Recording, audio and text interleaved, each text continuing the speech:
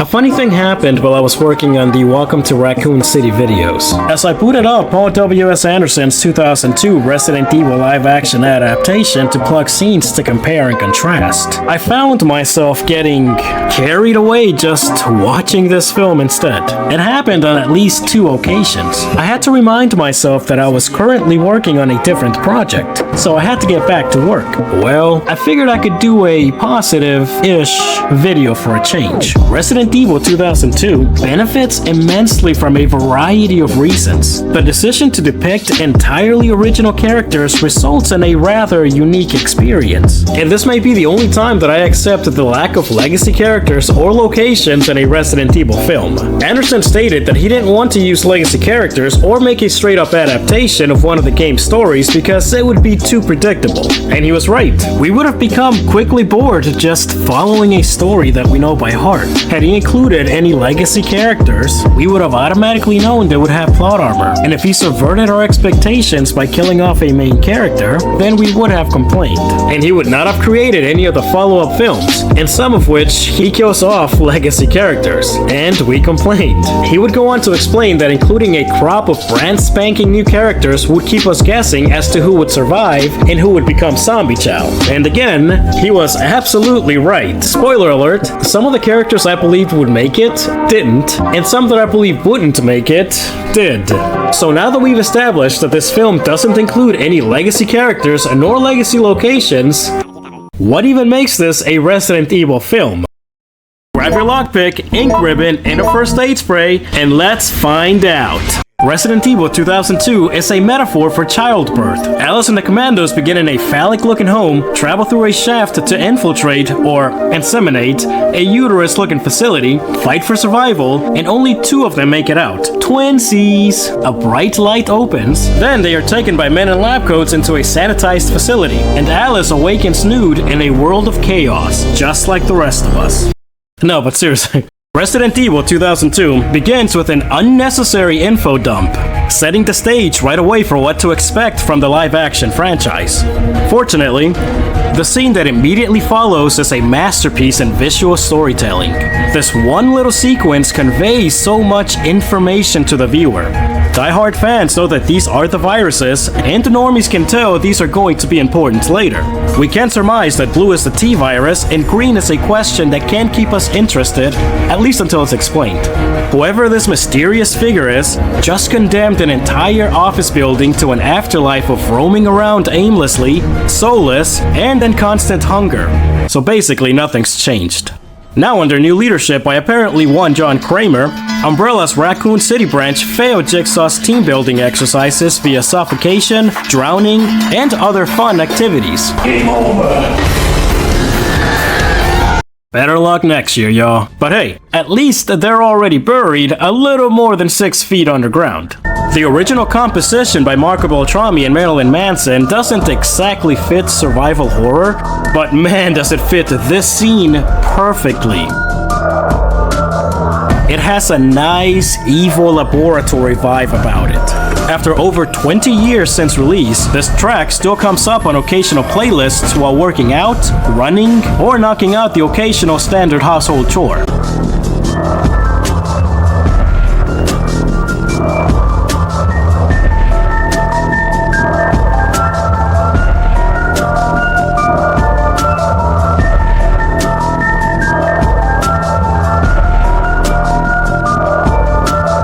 And this is where the film should have begun. Cut out the narration and immediately plant a plethora of questions in the mind of the viewer. The rest of the office scenes could have been cut in favor of more time at the mansion. Just cut straight to a title card and then to Alice from this scene. We got to Resident Evil iconic imagery, and to what would become yet another staple of the franchise. Mila Jovovic's Jovo Biddies. Alice begins doing what every single one of us does when playing a Resident Evil game, immediately asking questions about everything around us. What is this room? What are these wounds? Who am I? Why am I nude? Why am I like this? We get a possible nod to Ada Wong and possible foreshadowing to the true purpose of Alice being a resident of this mansion. And this is one of the things I like about this film. It's chock full of references and nods to Resident Evil games that had released up to 2002, but before Remake and Zero. Some of these references were definitely intentional, such as the crows, the mansion estate, powerful weapons locked at the beginning of the film, a secret passage, the dining hall, and of course, the primary setting of this film, the underground labs, or the uterus. No, the hive. And as we'll come to find out, there are many more. Some of these are so subtle and not in your face that I'm not even sure if they were intentional or just coincidental. Alice's introduction scene is full of classic Resident Evil imagery, atmosphere, and sound design. The ambiance is cold and quiet.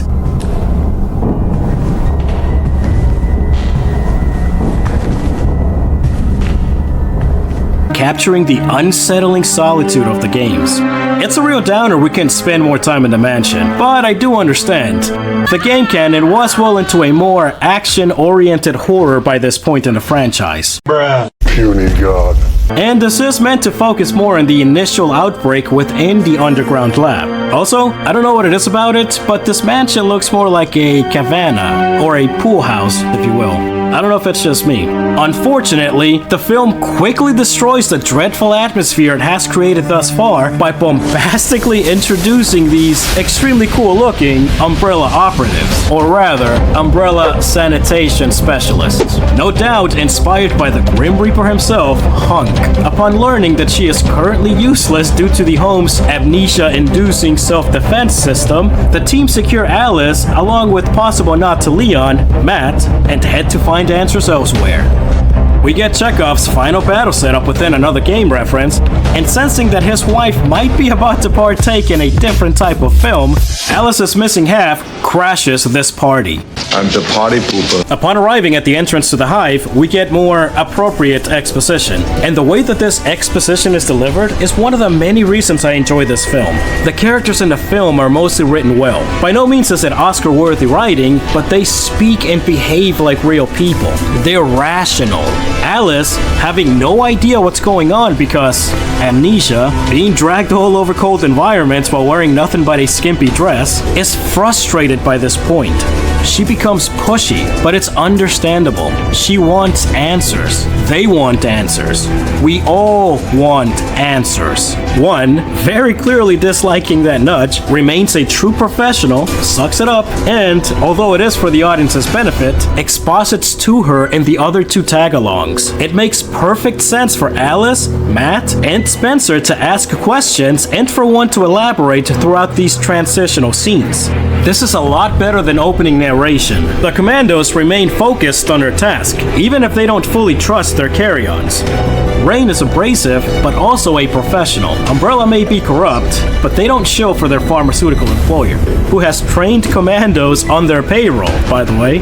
I'm not sure if this next reference was intentional or not, but the group find that their current route is sealed and must backtrack through an already explored area in order to progress. Much in the same vein that players must backtrack through the mansion and to the police station over and over. At one point in the sewers, our protagonists backtrack so many times that they eventually become lost, even though they have these really cool Resident Evil looking maps. The film unfortunately suffers from cheap jump scare syndrome. And yes, I know the games also have jump scares, with the original Resident Evil 1 way back in 1996 having one of the most infamous jump scares in video game history. But every jump scare in this film feels cheap, just a loud noise.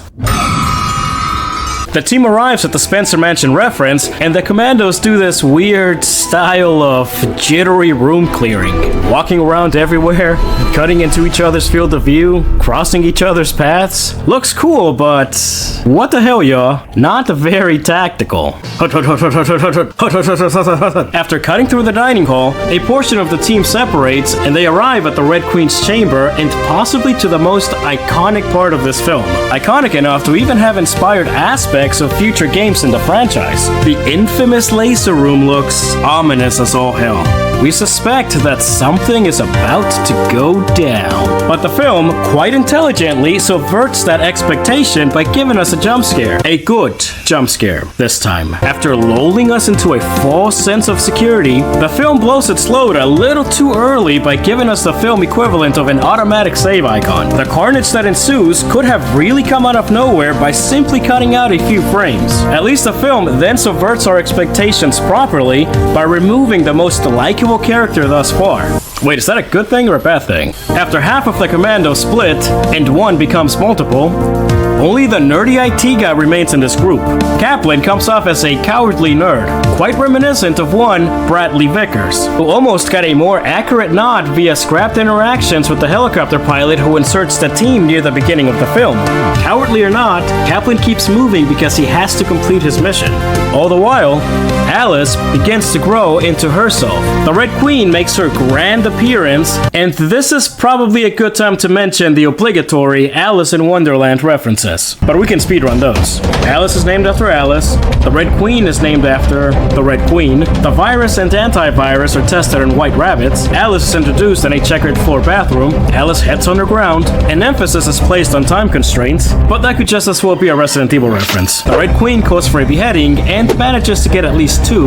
Matt sits on an elevated platform, much like the caterpillar, and I'm sure there's many more. But this is a Resident Evil adaptation, not Alice in Wonderland. The remainder of Alice's group managed to shut down the Red Queen, but as any seasoned Resident Evil player knows, progression equals new areas unlocked,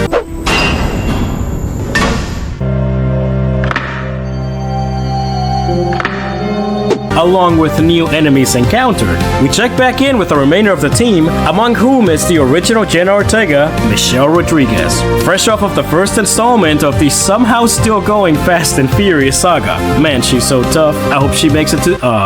Thanks, Kaplan. Speaking of which, the remaining team members reunite, and action time. Generic rock music. Explosions! And how is that possible?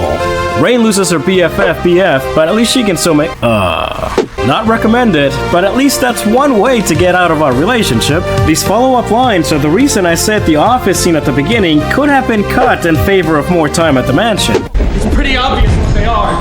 Lab coats, badges. Those people used to work here. All the people working here are dead. That isn't stopping them from walking around. Alice, having become separated from the rest of the group in the aftermath of the dining hall ambush, now finds herself in a set piece that oozes Resident Evil. The shiny metallic equipment juxtaposed by the broken and bloody kennels preparing us for yet another iconic enemy, the Cerberus. Much to the delight of Resident Evil fans, the following plays like classic Resident Evil gameplay. The recognizable sound of an unseen enemy around the corner,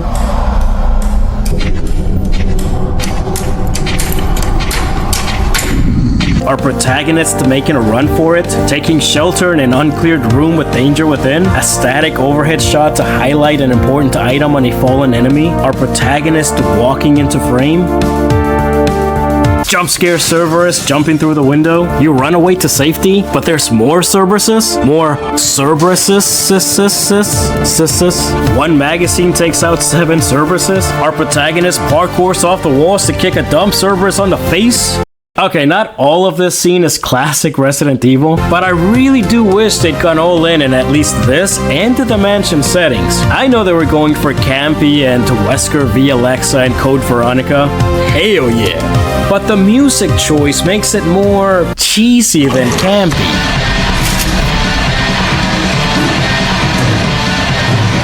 As a matter of fact, most of the music feels more apt for a Doom adaptation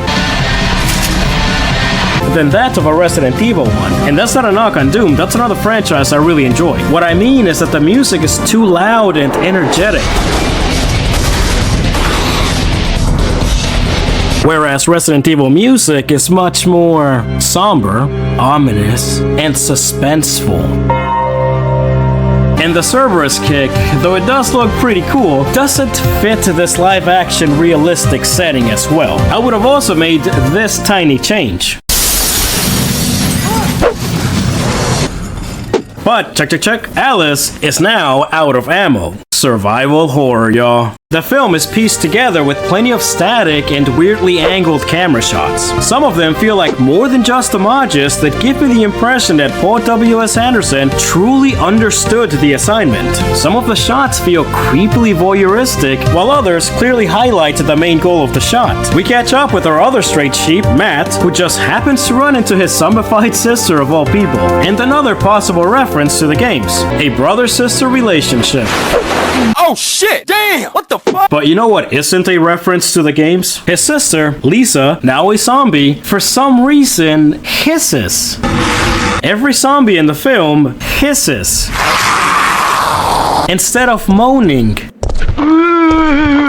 Why? The film gives us what I believe could have been the only flashback necessary in the film. Yeah, this film also suffers from excessive flashback syndrome, but this is the only one where we truly learn something new. We get a little more exposition, and their stray sheep rejoin the flock. After being surrounded by zombies on both exits, and seeing no better option, Alice quickly regains her groove, backtracks to the Red Queen's chamber, decides to reactivate the Red Queen, with the failsafe in place of course, and tells that little red shiznet, "I'd like to make a deal." Part of that deal sees the team circumventing the zombie blockades through the Hive sewer system, another game location, albeit not without taking some damage. At least Rain is still in this fight. JD, seeing that ghosting Rain wasn't enough, now decides to also zombie her. If only we had some green herbs. Green antivirus is gonna have to do. Which, by the way, the antivirus is green, much like the green herbs that provided that much needed health regeneration in the games. No. Not those green herbs, these green herbs. You silly goose. Sure, the antivirus is probably green just because green is universally seen as a positive color, but I want to believe otherwise. Rain's inability to shoot the zombie closing in on Kaplan during a tense moment kind of reminds me of Steve's inability to shoot his zombified father in Code Veronica. What's wrong, Steve? Shoot him! Wait! I can't! Also, Kaplan is now out of ammo. Survival horror, y'all. Being inside of the virus containment chamber, the same one in which the film opened, triggers a flashback for Spencer, after which he illogically decides to reveal himself as the culprit behind the outbreak. Bruh. Why? Whilst the flashbacks are again unnecessary, James' pure voice acting as he realizes he's the villain is quite enjoyable, and betrayal is yet another nod to the games. Do you know what would have made this scene a little bit better?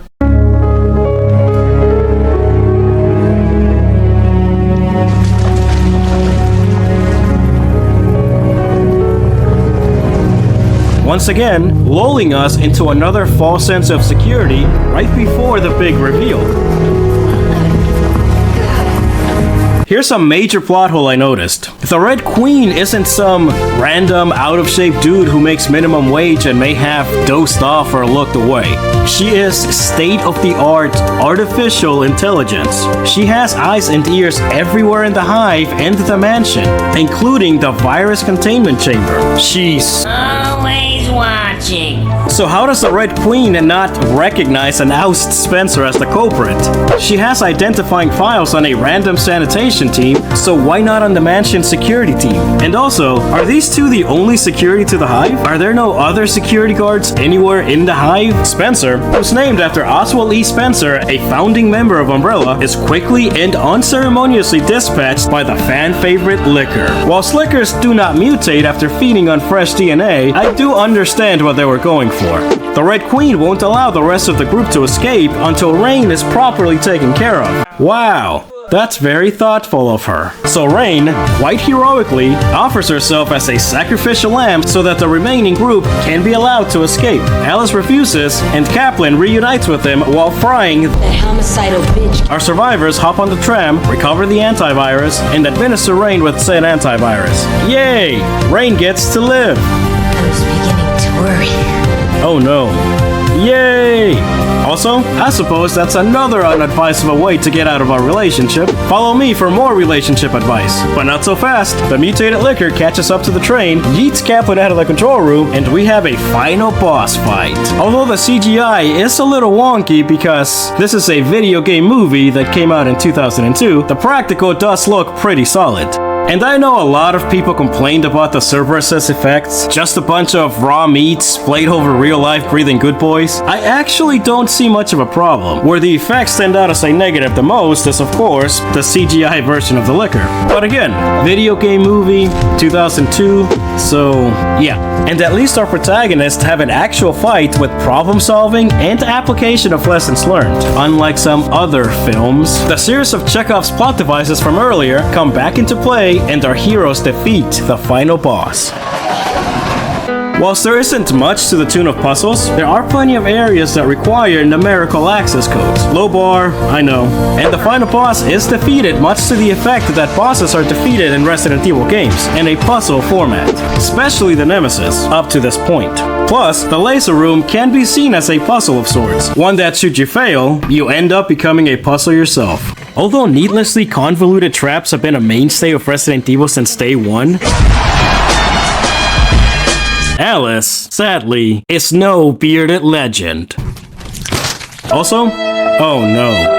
Anyway, although Rain seemed like the trigger-happy type at first, going so far as to suggest securing Matt initially, she doesn't hesitate to help the first survivor they come across, to the point that she even becomes the first infected in the team, and she technically does sacrifice herself for the remaining group towards the end. I'm not gonna take that away from her. Her beau, JD, comes off as cocky, but it's clearly in a flirty and competitive manner towards Rain. All we men are like that. If you know, you know. If you don't ask. Hashtag follow me for more relationship advice. Behind the scenes reports indicate that Alice was originally more of a damsel in distress until Mila Jovovich suggested otherwise, which was a good call in my opinion, but I'm also glad they didn't go drastically into the opposite side and make her a Mary Sue type.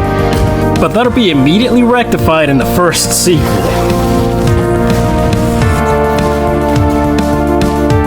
The amnesia plotline is an old and tired cliche, one of the most hated depictions of the fish out of water routine. However, the film explains it in a satisfying manner. Not very realistic, but in par with Resident Evil. It also supplements Alice's characterization. Much like Jason Bourne, it makes her vulnerable and places her in actual danger. And thanks to her being an original creation for the film, we don't know if she'll make it out or not. There are also plenty of subtle changes to her appearance throughout the film. She begins in the most vulnerable situation any of us could imagine. Naked, alone, no memory, cold, and tagging along against her will. The commandos aren't really paying her much mind, and she even receives a pity jacket from Spencer, which she sheds after the revelation of his betrayal. But it also serves as her breaking out of her protective layer to embrace her new role as a leader. Apparently, there's also some details of the jacket, starting from a men's size that fit Alice loosely to add to her visual vulnerability, but by the time she sheds this jacket, it's more form-fitting, signifying a growth of sorts. But it looks the same to me. Beginning unarmed, she overcomes to gain her first weapon. As the film progresses, and as her memory gradually returns, so does her confidence, to the point that she even begins to lead the remaining team. Granted, their leader is KIA, and Rain is practically KIA. Alice's look also gets a makeover. Her hair goes from a soft and light, bobbish cut to a darker, sleek back and tougher, ready-for-battle looking hairdo. She goes from doe-eyed to assertive. The remaining two make it out of the hive with only seconds to spare. Sadly, there's no self-destruction sequence, a cool announcer lady, The triggering system has now been activated. nor an actual self-destruction, but that will be explored in sequels. Lots of sequels. Back at the mansion, the couple are apprehended by men in lab coats. Matt's wounds begin to cause mutations within him, and we get two references to Resident Evil games. Firstly, Matt is designated to the Nemesis program. Oh yeah, y'all know what that means. And secondly, the doctor who designates Matt to the Nemesis program is none other than one William Birkin. Oh yeah. Alice is taken for further observation and experimentation, only to awaken sometime later at a seemingly abandoned hospital. We get a nod to George A. Romero's Day of the Dead, a small snippet about stars, and an extensive crane shot to reveal Raccoon City in complete chaos and destruction. Oh yeah, Nemesis, Birkin, stars, and RC baby. Man, I can't wait for the sequels.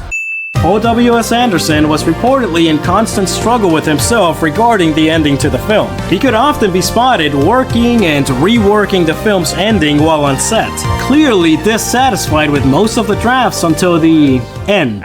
One ending had Matt, now having mutated into a monster, presumably the Nemesis, appearing in the hospital with Alice, with the film ending on a more ambiguous note. In another, we could have seen Alice in an ending very similar to the end result, with only two major differences. Firstly, once Alice was outside the hospital, we could hear monsters in the distance with the implication that they may be coming for her. Oh, and also, Alice would have been Bucket naked! Whilst this just sounds like regular behind-the-scenes shenanigans, it exemplifies Anderson's commitment to the film, for better or worse. And I like to believe that there's a joke in there somewhere about Resident Evil's multiple endings.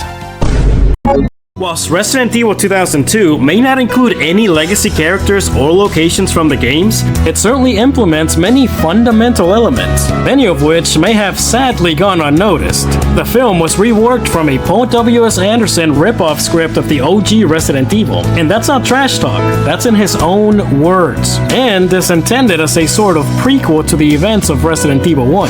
RE0 came out that same year, so there isn't any sort of overlap in terms of story. The only similarity being the prequel aspect. With a few minor changes, I do believe it could have worked perfectly as such. The film is dated by the computer-generated effects of the time and unfitting music choices, except for that iconic theme, of course. But it did benefit immensely from the aforementioned original characters, leaving absolutely no room for direct comparisons that killed the credibility of follow-up adaptations, and released at a time when Resident Evil was still in an experimental phase. With all of that said, I give this film a solid 3 out of 5 good doggos as an adaptation, and 2.5 out of 5 stars as a regular film. So is it a great film? No. Is it enjoyable? Yes. Is it the best Resident Evil live-action adaptation to date? Unfortunately, also yes. That's why Resident Evil 2002 ignited not only a video game film rights cash grab, but also inspired aspects of future games in the franchise and paved the way for a $1 billion live-action blockbuster film franchise. And also money. Anyway, I have to go. I love you. Bye!